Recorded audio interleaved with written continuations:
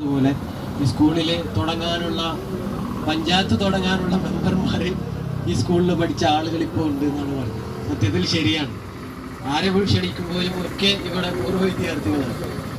ഇപ്പോൾ നമ്മളോട് സംസാരിക്കാൻ വേണ്ടി ബഹുമാനപ്പെട്ട ബഷീർ സാർ പിന്നീട് സംസാരിക്കാമെന്ന് പറഞ്ഞിരുന്നു.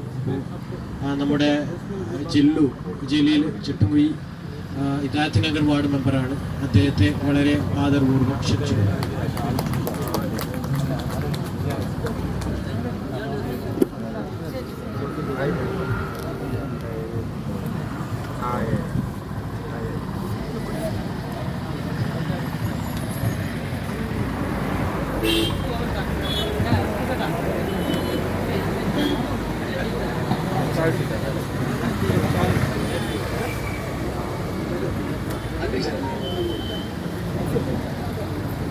ബഹുമാന്യനായ അധ്യക്ഷൻ സ്കൂളിന്റെ PTA പ്രസിഡന്റ് സക്കരിയ കുന്നിൽ, ഈ പരിപാടി ഉദ്ഘാടനം ചെയ്യുന്ന കവിയും നമ്മുടെ നാട്ടുകാരുമായ രാധാകൃഷ്ണ പുലിയ,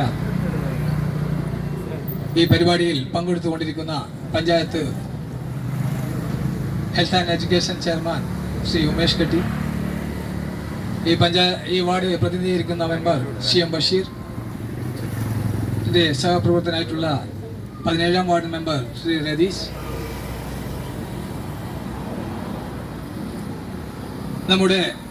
എന്നിരുന്നാലും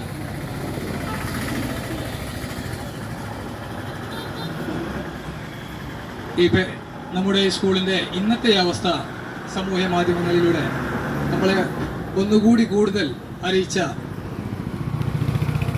പട്ടാളത്തളങ്ങര, അതുപോലെ തന്നെ ഈ നാട്ടിലുള്ള നല്ലവരായ രക്ഷകർത്താക്കളെ, നല്ലവരായ നാട്ടുകാരെ, തൊട്ടടുത്ത THS സ്കൂളിൻ്റെ മദർ PTA പ്രസിഡൻ്റായിട്ടുള്ള ആൾ, അതിലുപരി ഈ വാർത്താ മാധ്യമങ്ങൾ നിങ്ങളിലെത്തിക്കുന്ന പ്രിയ സുഹൃത്തുക്കൾ, നമുക്കറിയാം 109 വർഷം പഴക്കമുള്ള GWLP school, government welfare lower primary സ്കൂളാണ് ഈ സ്കൂൾ.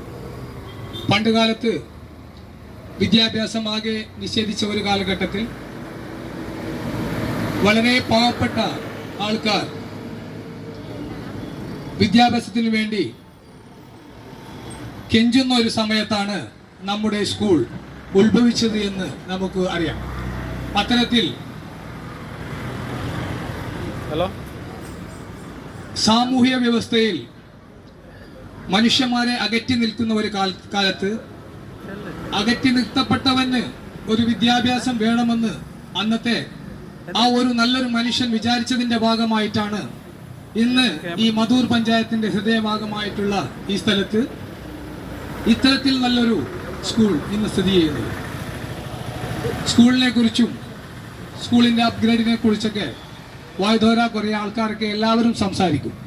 തീർച്ചയായിട്ടും മാറി മാറി വരുന്ന ഗവൺമെന്റുകൾ എന്ന് പറഞ്ഞാൽ നമുക്കറിയാം, കേരളത്തിനെ സംബന്ധിച്ചിടത്തോളം വിദ്യാഭ്യാസപരമായിട്ട് നോക്കുകയാണെങ്കിൽ കഴിഞ്ഞ 9 വർഷക്കാലം കേരളത്തിനകത്ത് വലിയ തരത്തിലുള്ള വിദ്യാഭ്യാസ രംഗത്ത് വലിയ